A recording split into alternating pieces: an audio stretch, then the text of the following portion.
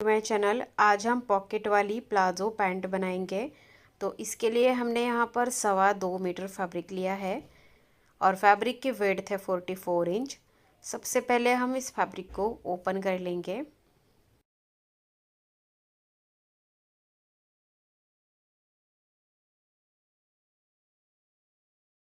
तो देखिए इस तरह से ये 2.25 मीटर लंबा कपड़ा है।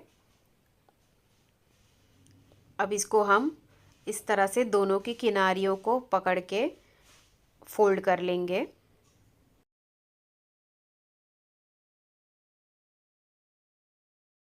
इस तरह से फोल्ड करके बिछा लेना है। अब ये लंबाई है और ये चौड़ाई है। अब चौड़ाई में एक बार फोल्ड कर लेंगे। इस तरह से हमें कपड़े को 4 फोल्ड कर लेना है। तो देखिए इस तरह से हमने कपड़े को 4 फोल्ड कर लिया है अच्छे से। यहाँ पे ओपन साइड है और यहाँ पर फोल्डेड वाली साइड है। तो इस 4 फोल्ड की विड्थ 21 इंच की आई है और इसकी जो लेंथ है वो हमने 41 इंच तक की ली है। अब यहाँ से हम 6 इंच पे निशान लगा लेंगे। पूरा नीचे तक हमें 6 इंच पर निशान लगा देना है। उसके बाद यहाँ पर हम स्ट्रेट लाइन बना देंगे। अभी हम इसको फोल्ड कर देंगे इस तरह से।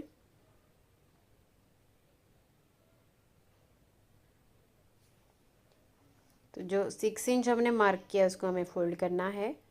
अब यहाँ पर हम पिंस लगा लेंगे जिससे कि जब मार्किंग करेंगे तो ये कपड़ा हिलेगा नहीं।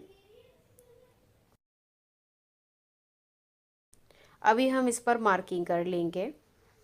तो सबसे पहले हम यहाँ से 2.5 इंच पे निशान लगा लेंगे बेल्ट के लिए और स्ट्रेट लाइन बना देंगे।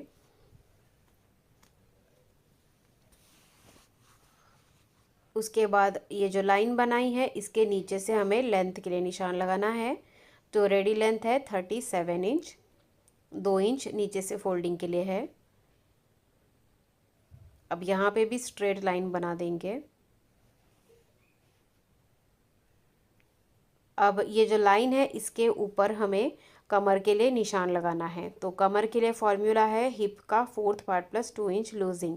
तो यहाँ पर हिप है 38 इंच, उसको 4 से डिवाइड करेंगे तो वो आ जाता है 9.5 इंच। उसमें 2 इंच लूजिंग लेंगे तो वो आया 11.5 इंच, 11.5 इंच। तो यहाँ पर हम 11.5 इंच पे निशान लगा लेंगे। अब यहीं से नीचे की तरफ हम आसन लेंगे।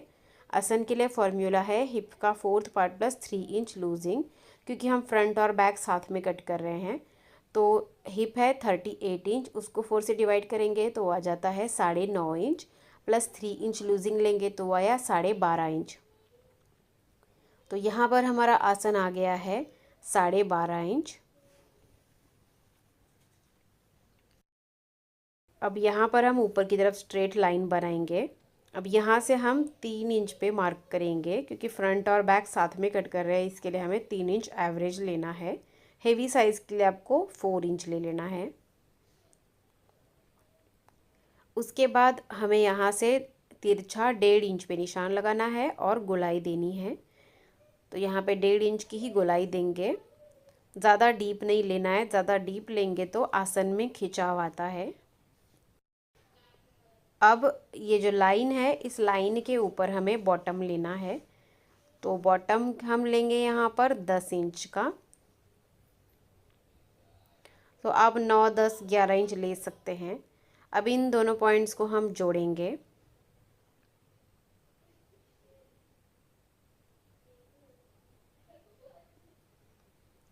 तो इस तरह से प्लाजो की मार्किंग हो गई है।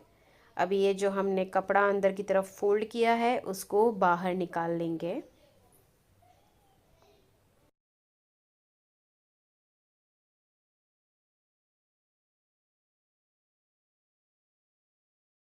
देखिए जो लाइन है हमारी, इसको थोड़ा सा डार्क कर देती हूँ जिससे कि इजीली दिखाई दे। तो ये जो हमने कपड़ा फोल्ड किया था ये हमने पॉकेट के लिए फोल्ड किया था। तो अब हम इस पे पॉकेट की मार्किंग करेंगे। अब यहाँ से हमारा बेल्ट फोल्ड होगा तो यहाँ से हम 3 इंच पे निशान लगा लेंगे।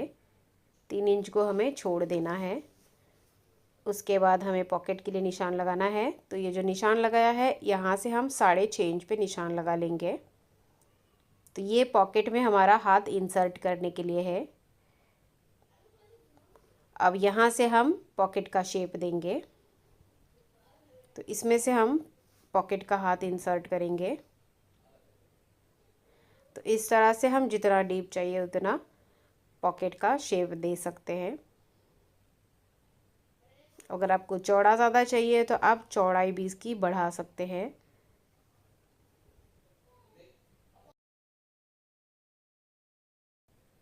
तो देखिए इस तरह से पॉकेट की मार्किंग हो गई है। अभी हम इसकी कटिंग करेंगे।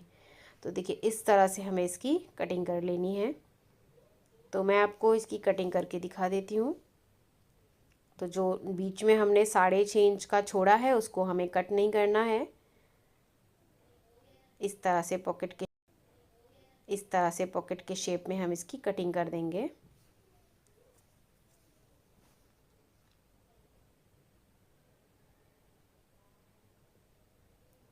तो इस तरह से हमने इसकी कटिंग कर दी है।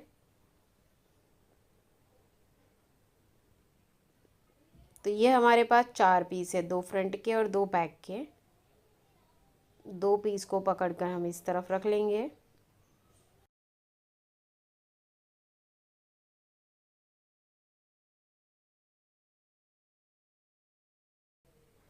अब देखिए दोनों की सीधी साइड हम अंदर की तरफ रख लेंगे।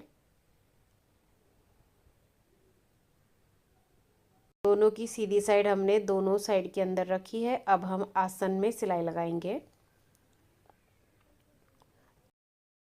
तो हमने यहाँ पर आसन में सिलाई लगा दी है। अभी इसको ओपन करके रखेंगे। अभी इसके ऊपर हम दूसरे वाले पार्ट को उल्टा रख देंगे। दोनों पार्ट्स की सीधी साइड हम अंदर की तरफ रखेंगे।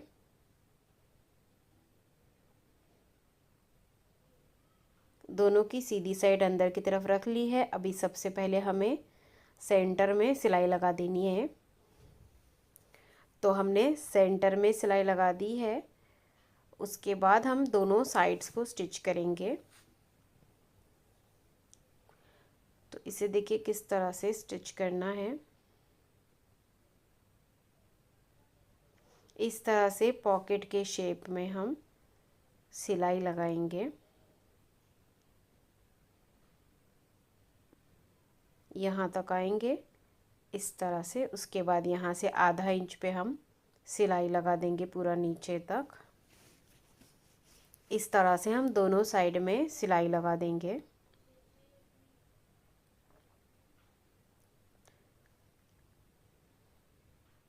देखिए यहाँ पे सुई को अंदर रखेंगे, उसके बाद टर्न करेंगे और पॉकेट के शेप में सिलते जाएंगे। यहाँ पर भी सुई को अंदर रखना है। इस तरह से वापस हम आधा इंच के डिस्टेंस से सिलाई लगा देंगे नीचे तक।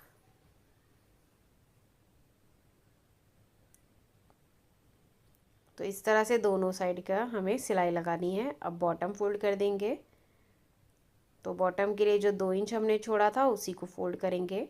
अगर आप बिगनर्स हैं तो आप इसको प्रेस कर लीजिए और स्टिच कीजिए, तो बहुत ही अच्छे से फिनिशिंग से ये स्टिच हो जाएगा।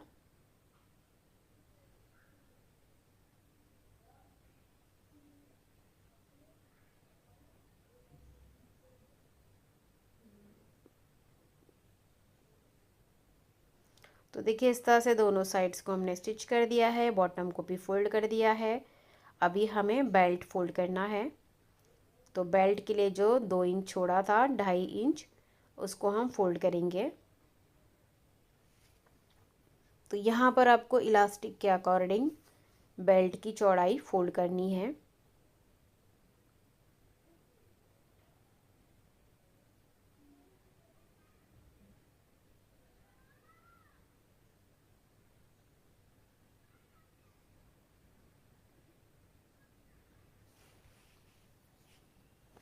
तो यहाँ पर हम थोड़ा सा ओपन रखेंगे इलास्टिक डालने के लिए।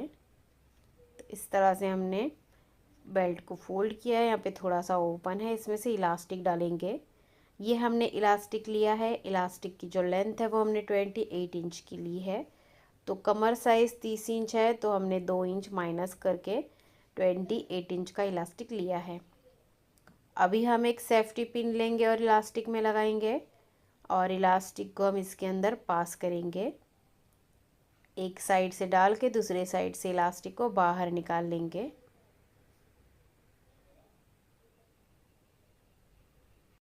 तो इस तरह से हमने इलास्टिक डाल दिया है। अब इलास्टिक को ओवरलैप करके स्टिच करेंगे। तो हमने इलास्टिक स्टिच कर दिया है। अब इलास्टिक को अंदर करेंगे और जो ओपन रखा है उसको स्टिच करेंगे। तो हमने इसको स्टिच कर दिया है। अब इलास्टिक को खींच के पूरे राउंड में सिलाई लगा देंगे। तो इस तरह से ये हमारा प्लाजो पैंट रेडी हो गया है, पॉकेट वाला। तो देखिए यहाँ पे जो साइड में 2 पॉकेट बने हैं, तो यहाँ पर इसको अच्छे से फिक्स करने के लिए हम यहाँ पे सिलाई लगा देंगे, जिससे कि जो पॉकेट है वो बाहर नहीं निकलेगा और अच्छे से फिक्स रहेगा। अगर आप